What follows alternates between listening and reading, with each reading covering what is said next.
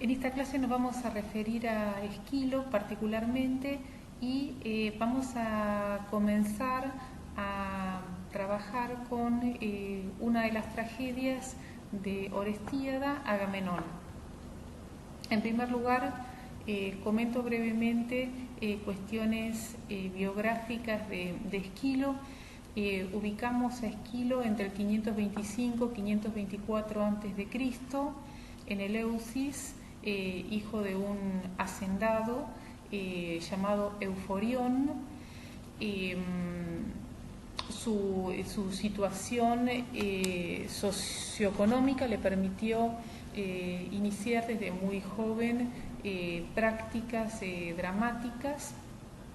Sabemos que a la edad de 25 años hizo la primera presentación, se presentó por primera vez en concurso dramático,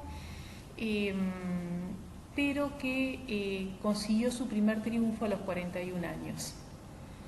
Un dato importante acerca de la biografía de Esquilo tiene que ver con el hecho de que participó en las guerras médicas. Puntualmente tenemos algunos registros de que efectivamente participó en Maratón en el 490 a.C.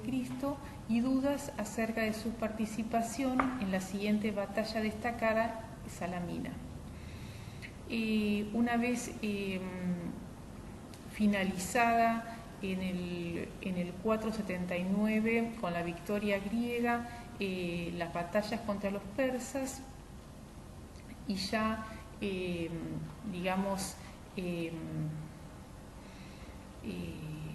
en situación de recuperación en todos los sentidos en el mundo griego, se retoman las actividades culturales y puntualmente se reinician las representaciones dramáticas. En el 472, Esquilo se presenta en concurso con los persas y alcanza el primer premio. Por motivos que se desconocen, se exilia aparentemente en Sicilia, en la corte de Hierón, en donde vive algunos años. Allí también sigue con su labor dramática y lo tenemos nuevamente en Atenas en el 468. En esta etapa se venía destacando ya en Atenas un poeta más joven que él, Sófocles, y coinciden en una competencia dramática en que Sófocles vence, probablemente gracias a la innovación, a la incorporación de un tercer actor en una tragedia titulada Triptolemo, que está perdida. Al año siguiente, en este año, en el 468, él había competido con la trilogía de Prometeo, de la cual se ha conservado Prometeo encadenado.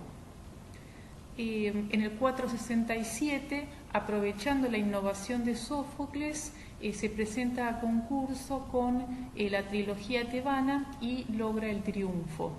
De la trilogía tebana nos queda Edipo Rey. También sabemos que en el 458 alcanza el primer premio con la Orestíada, la única trilogía que nos llega completa, es decir, en sus tres tragedias: Agamenón, las Poéforas y las Euménides. Muere en Sicilia, nuevamente en el exilio, entre el 456 y 455 a.C. Se le atribuyen algo así como unos 73 títulos, entre 73 y 90 si se incorporan todas las obras que produjo en Sicilia. De todo este corpus nos llegan completas 7 tragedias.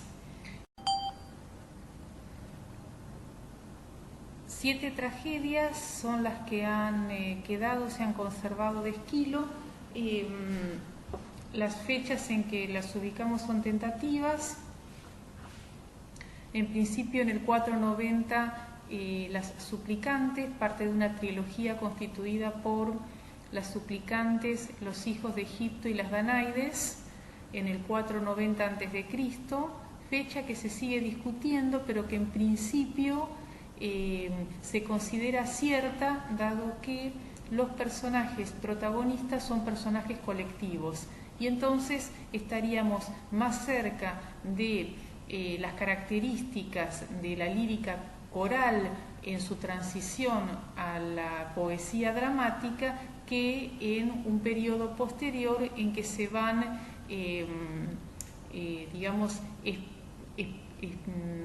generando cierta especialización en lo que hace a los personajes, a la cantidad de personajes y a su individualización. En el 472 ya habíamos mencionado, ubicamos los persas. Los persas es una tragedia independiente, no ligada, es decir, no forma parte de una trilogía, y se representó con Fineo y Glauco de Potnia, que son 2 tragedias que están perdidas. En el 468, ya mencionamos, ubicamos la saga de los Prometeo. Son 3, es una trilogía también: Prometeo portador del fuego, Prometeo encadenado, que es la que se ha conservado y podemos leer, y finalmente Prometeo liberado. Tanto Prometeo portador del fuego como Prometeo liberado se encuentran también perdidas. En el 467 tenemos la trilogía tebana, que estaba constituida por Layo, Edipo, están perdidas, y los 7 contra Tebas, que es una tragedia que sí podemos leer de manera completa. Y finalmente, en el 458, ubicamos la Orestíada con sus 3 tragedias que se conservan: Agamenón, las Coéforas y las Euménides. Conviene decir que durante un largo periodo de tiempo en la evolución de la tragedia se compusieron fundamentalmente y compitieron trilogías, es decir, tragedias ligadas por un mismo tema, en que interesaba fundamentalmente dar cuenta del proceso por el que un crimen podía, manifestarse como una misma como una maldición o como un mismo error, jamartía, podía transmitirse de generación en generación. Pero ya a partir del 460 antes de Cristo, digamos de la década del 60, comienzan a presentarse tragedias en las cuales interesan temas particulares que pueden abordarse al interior de una tragedia, y entonces se rompe esa unidad de la trilogía. Sófocles es uno de los primeros que innova en este sentido, presentando 3 tragedias no ligadas, es decir, diferenciadas en cuanto a la temática utilizada como referencia. Por supuesto, en las tragedias los temas abordados tienen que ver con los mitos que previamente ya habían sido tratados en la épica, es decir, lo que hace la tragedia es recuperar esos mitos del pasado. Muchos de esos mitos ya habían sido, ya habían adquirido forma en la épica o en la poesía épica de Homero y de Hesíodo.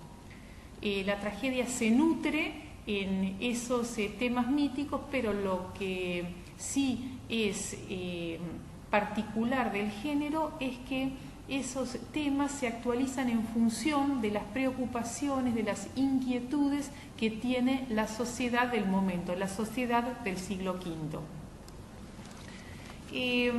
Con respecto a Orestíada, digamos algunas cuestiones antes de comenzar. En primer lugar, el mito de referencia, puntualmente para Agamenón, el del asesinato de Agamenón, había sido abordado por la épica homérica, por ejemplo, en el canto 11 de Odisea. Recordarán que Odiseo va al Hades, se pone en contacto con las sombras de aquellos que habían estado combatiendo en Troya, entre ellos Agamenón, y se entera de cómo Agamenón cuenta cómo había sido asesinado conjuntamente por Egisto y Clitemnestra.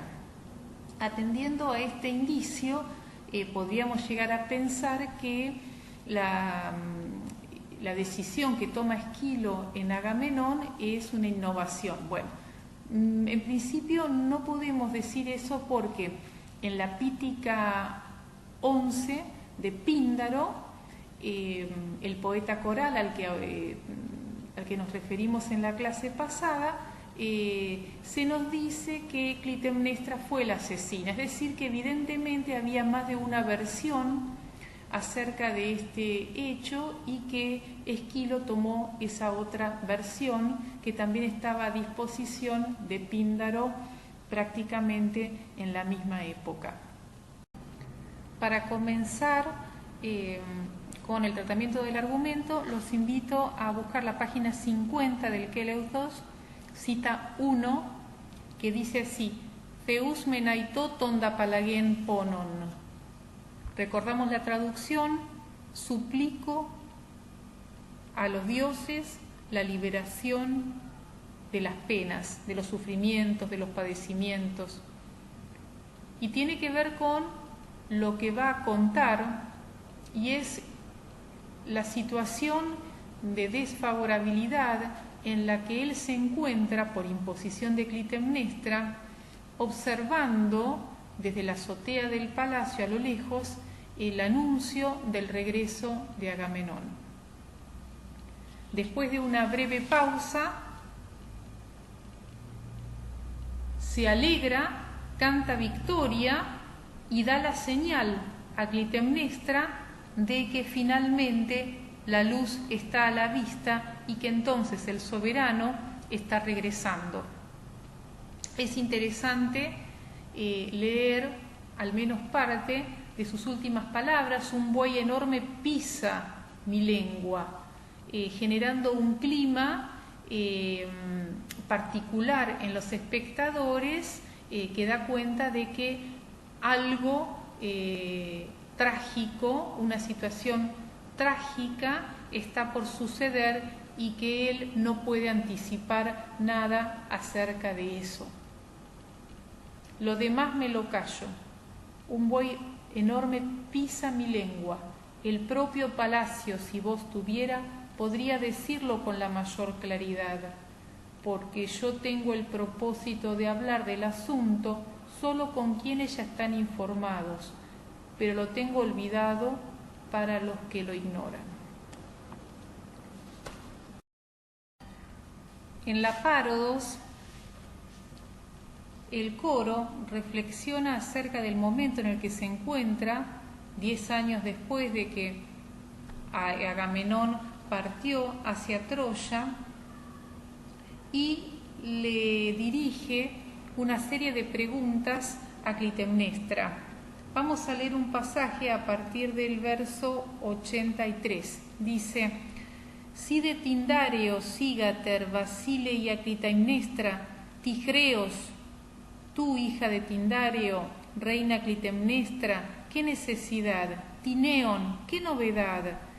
tide epaisomene tinos angelías, peizoi peripemta, si os queis, ¿qué mensajes han influido en tu ánimo para que ofrezcas sacrificios?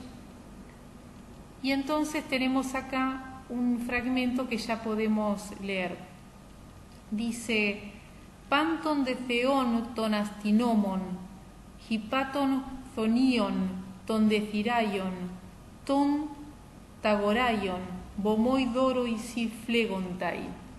Veamos el vocabulario primeramente. Astinomos, astinomujo, ahí lo puse incompleto, les pido que lo agreguen, que protege la ciudad o protector. Hipatos, hipate, hipaton, el más alto. Xonios, xonion, el subterráneo. Ciraios, ciraya, ciraion, que están afuera. Agoraios, agoraion, del ágora de la plaza. Flego, arder. Y doroisi, igual a dorois, el dativo de doron, doruto. Bueno, vamos entonces ahora a la cita. El verbo es flegontai, arden. El sujeto es theon ton astinomon, hipaton xonion ton de ciraion, ton te agoraion, bomoi. Bomoi es el núcleo, que significa altares. Los altares, y después tenemos un largo complemento determinativo cuyo núcleo es theón. En realidad es panton theón. Panton está concursiva, significa de todos los dioses. Y theón recibe una serie de complementos determinativos. Yo no analicé en los niveles siguientes por una cuestión de espacio, pero sí lo vamos a traducir. Entonces, los altares de todos los dioses, de los protectores, de los de arriba, de los subterráneos, de los... Habíamos traducido de los que están afuera por Ciraion, ¿no? De los que están en las plazas, doroisi, con ofrendas o con regalos. En este caso, doroisi sería con ofrendas. Entonces, una vez más, los altares de todos los dioses de las ciudades, de los de arriba, de los subterráneos, de los de afuera, de los de las ágoras, arden con ofrendas.